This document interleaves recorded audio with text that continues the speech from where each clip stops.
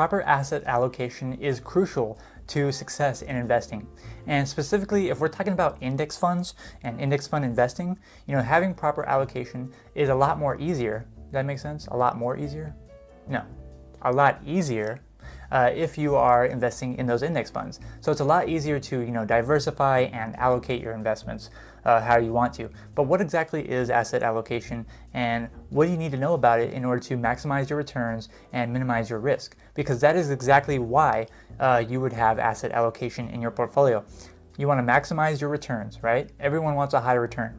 But you also want to minimize your risk according to your risk tolerance. If you minimize your risk to basically zero, then you probably wouldn't make any return. But you want to manage your risk in a way to where you're not taking any unnecessary risk, or you're not taking risk that is so high that it doesn't allow you to sleep at night. You need to make sure that your asset allocation is in line with your goals and the time frame of your investments that you're looking to have invested. So let's say, for example, if your goal is to maximize return, then maybe you would take on a lot more riskier of an investment where the price of that investment is going to fluctuate a lot more often. But if you're looking for decent returns, then maybe you're going to have an investment that does fluctuate, but maybe not as much. Whereas if you're looking for very little risk, then you're going to probably be investing in something that isn't going to fluctuate barely at all, but it'll still return you a little bit of return, because risk and return are usually very related. The more risk that you're willing to take, the more return you're probably going to get, and the less risk you're willing to take, the less risk you're probably going to get as well. Now, what do I mean when I'm talking about your return and your risk? Right? So when I'm referring to return, usually what I'm talking about is I'm generally referring to stocks and bonds, because I'm talking about index fund investing. And when I'm talking about index fund investing, I'm usually talking about broad-based index fund investing. And when I'm talking about broad-based index fund investing, I'm talking about stocks and bonds. That's generally what I'm referring to.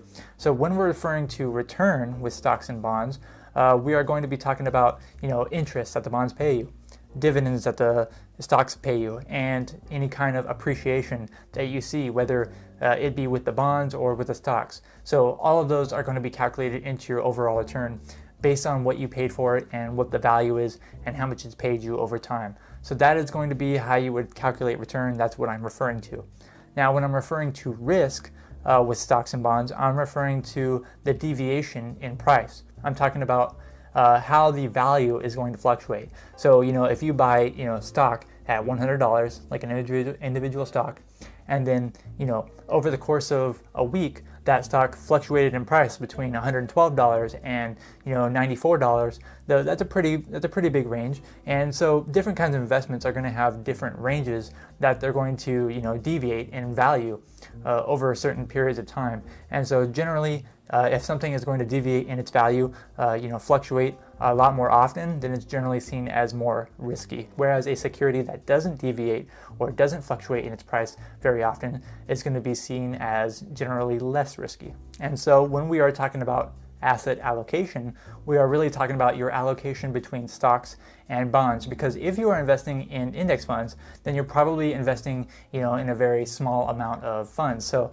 we're generally talking about let's say you have a stock market fund and you have a total bond fund. So if you have those two funds, then you can asset allocate between those two. Like, what percentage do you want to hold in stocks of your overall portfolio, and what percentage of your bonds do you want to be in your portfolio? Because both of those types of assets, both of those types of securities are going to play different roles in your portfolio. So you want to think of stocks as the money makers. Stocks generally are going to make you a lot more money than bonds are.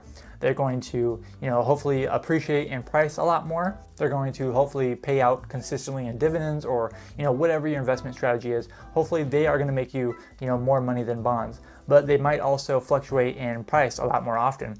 Whereas, a total bond market index fund, it might not fluctuate in price as drastically as those stocks, but it's going to be relatively safer. It's going to, these companies are mostly, if they're high grade bonds, these companies and these governments are mostly going to be making those payments, and so you can consistently rely, on those payments, and which is your interest payments that are being paid to you. With that, the bonds are able to kind of stabilize your portfolio. So the higher amount that you have in bonds compared to stocks, generally the less that your portfolio overall is going to fluctuate in value, and the higher amount of stocks you have, generally the more that your portfolio can fluctuate. Of course, depending on what kind of stocks they are, yada, yada, yada. But generally, if we're talking about like a broad-based index fund, like a total US market index fund and a total bond fund, then the more percentage of bonds you have, the less it's going to fluctuate, and the more percentage of stocks you have, the more it's going to fluctuate, and vice versa. And when I'm talking about returns, when it comes to stocks and bonds and their asset allocations,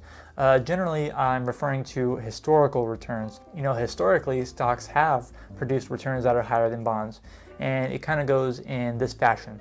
So smaller companies, small cap companies as they're called, because their capitalization rate, how much they represent in the market, is smaller. Small cap companies generally have deviated in price a lot, but they've also produced the highest returns. Mid cap companies, companies that are somewhere in the middle, they have generally returned a little bit less than the small cap, but they fluctuate a little bit less as well. Large cap companies, super big companies like the ones on the S&P 500, they returned a little bit less than mid cap companies, but they've also, tend to fluctuate in price a little bit less than them as well. And then you move to like the bonds, like corporate bonds, those have higher returns than a lot of other bonds, but they also fluctuate a little bit more than, say, government bonds. Government bonds typically they will return you less, but they will typically their value will not go up and down as much as, say, the corporate bonds. So if you kind of like follow that way down, you can see like the risk and return, the risk to reward. Small cap companies, they have the most risk and the most reward, whereas like a government bond would have the least amount of risk and the least amount of reward. And so with knowing all of this, you can now develop your asset allocation strategy. But before we move on to that, I just want to say really quick, if you're enjoying this video, please give it a thumbs up, give it a like. Really do appreciate it, and it really does help me out. While at the same time, make sure that you subscribe to the channel and you put on that bell for notifications, because every single week I'm putting out new videos on personal finance. Currently, I'm putting out new videos every Tuesday and Friday at 8 a.m. Pacific Standard Time, so put on that bell, you don't want to miss them. Now going back to how you should structure your allocation, when it comes to risk tolerance, this is probably the most important thing that you need to consider when you're trying to allocate how much should I keep in stocks, how much should I keep in bonds. Your risk tolerance is going to be probably the biggest factor to that. So what allows you to sleep at night? That's the question you need to ask yourself. If you were 100% stocks, would you be able to sleep at night knowing that your portfolio could deviate in value so much? For example, I recently actually did go into 100% stocks during a recent down market that we had in 2020, and during that time I basically sold off my bonds and purchased more stocks because I looked at the stock market being on sale. So currently I am 100% stocks, but I can still sleep at night. But during that time, my entire portfolio, even before that, was about 80% stocks, and during that time I saw maybe like $100,000 loss. Well, not really a loss, but $100,000 in value decrease in my portfolio. And it pretty much happened over the course of a very few days. And I was still able to sleep at night because I knew my risk tolerance could take that. And then I entered into 100% stocks, and I still do fine. I'm still able to sleep at night because I know that my risk tolerance is a little bit higher because of my age, my earning power, whatever. I'm not going to be relying on those investments, in a very, very immediate term. So my risk tolerance, I would be considered on the higher side. Whereas, someone else might not be able to do that without panicking and, selling their investments at a loss. That is something that you need to determine for yourself. How much of your portfolio can you have in stocks where you still sleep at night, even knowing that there could be a drastic deviation in their value? The second most important thing that you need to consider after risk tolerance is, what are your goals? Are your goals to earn a really high return? Because then you're probably going to have to invest more into smaller companies, let's say small cap companies, because those are generally going to return you, higher returns over the long run. But then again, can you take that with your risk tolerance? Also, what is your required rate of return? Can you accept, 7% instead of 10% by having a little bit more in bonds rather than in stocks. Are you looking for, growth? Are you looking for your company's, your assets to appreciate in price more, or are you looking to generate income in the form of, interest from bonds or from dividends from stocks with high-paying dividends? Whatever your goals are is going to be very important in you determining your asset allocation. And thirdly, another really important thing that you need to consider is your time frame. So when are you going to actually need your investment money? If you are, let's say, 26-year-old, like I currently am, but you're not looking to retire, let's say, until you're, 60 years old. Well, there's a very big gap in years between that amount. So if you do not need your investments at all, for 30 plus years, then you should be able to afford to take more risk. You should be able to afford to see bigger fluctuations in your value of your portfolio, as long as you can sleep at night.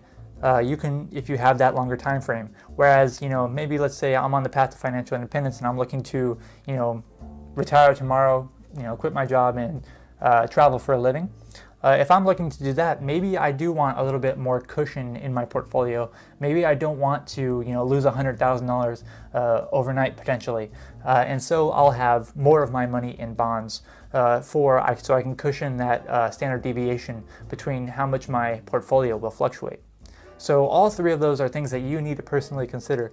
I can't give you a specific number on how much you should have in stocks and how much you should have in bonds, because every single person's situation, risk tolerance, goals, and time frame is going to be different. And now, even though you have some newfound knowledge, it doesn't mean that it has to stop there. If you haven't already, make sure that you watch this video that I created called How to Achieve Financial Independence in 10 Years or Less. It's the entire blueprint to becoming a master of your cash flow and growing your net worth. Thank you so much for watching this video. I'm Zach from OnCashflow.com, and I hope to see you next time.